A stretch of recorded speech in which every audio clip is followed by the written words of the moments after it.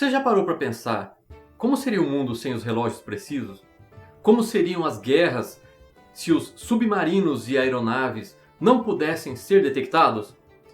Como seria se não pudéssemos tratar tumores agressivos? Você sabia que ambas as tecnologias foram descobertas pela mesma pessoa? Pois é, acompanhe o vídeo até o final que eu prometo, você vai simpatizar com esse cara.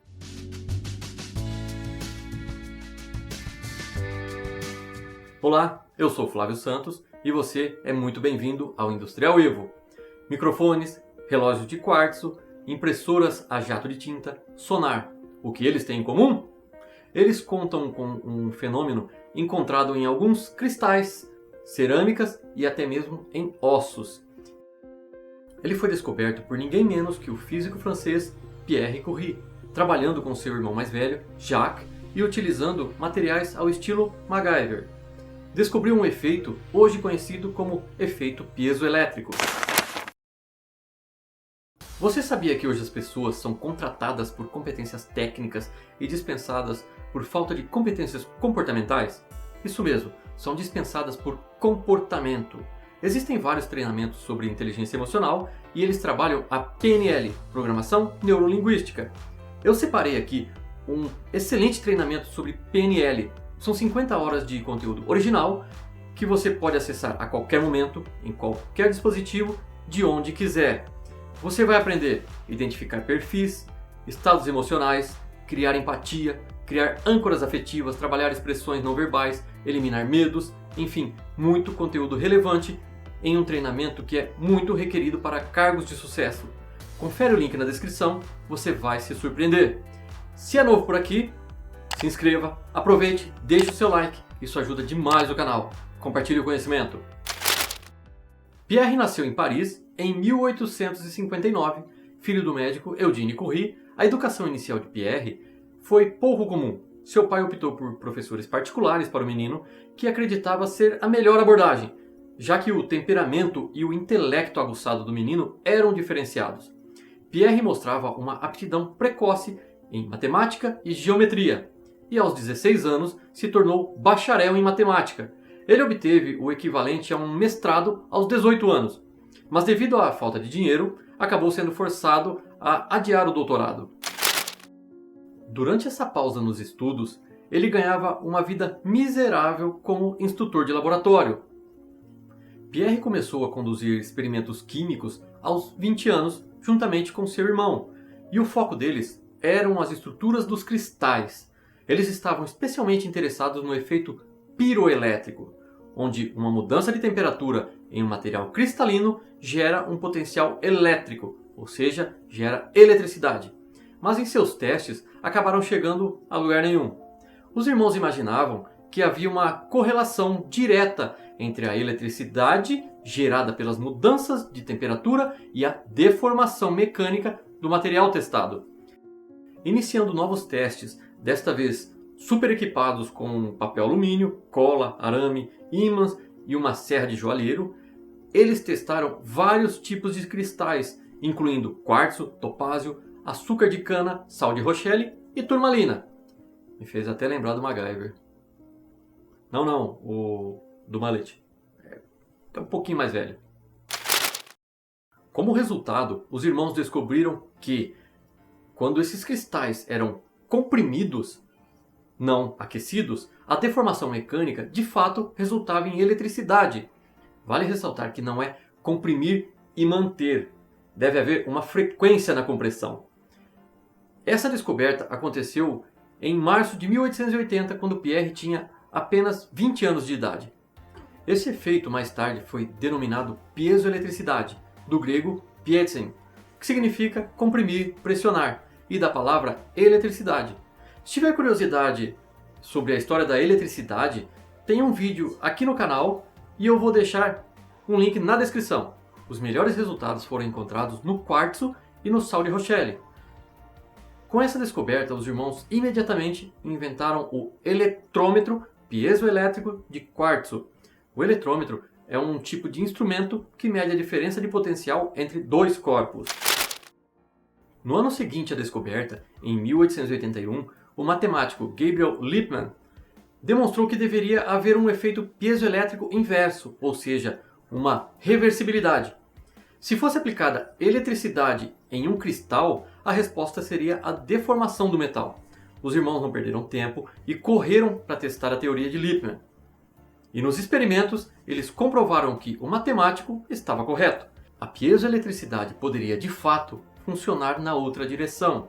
Depois que a onda de entusiasmo diminuiu, a pesquisa piezoelétrica foi deixada em segundo plano por mais de 30 anos. E em parte porque a teoria era matematicamente muito complexa. Em 1910, o físico alemão Waldemar Voigt publicou um tratado definitivo sobre o assunto. Ele basicamente separou os cristais em classes de acordo com as características de cada um. Isso facilitou a vida dos inventores e dos cientistas que voltaram as atenções para o efeito piezoelétrico. E foi aí que as aplicações práticas para esses cristais começaram a borbulhar.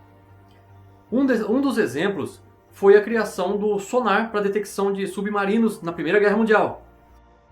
Muitos automóveis hoje carregam essa tecnologia em seu para-choque traseiro, os famosos sensores de estacionamento.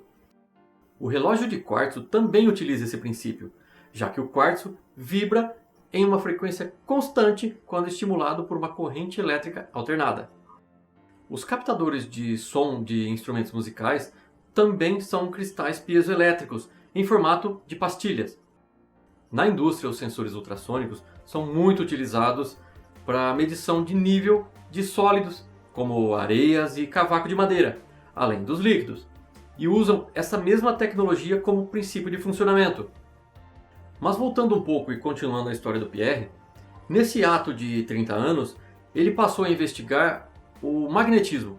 Ele descobriu que a capacidade de um material se magnetizar é inversamente proporcional à temperatura.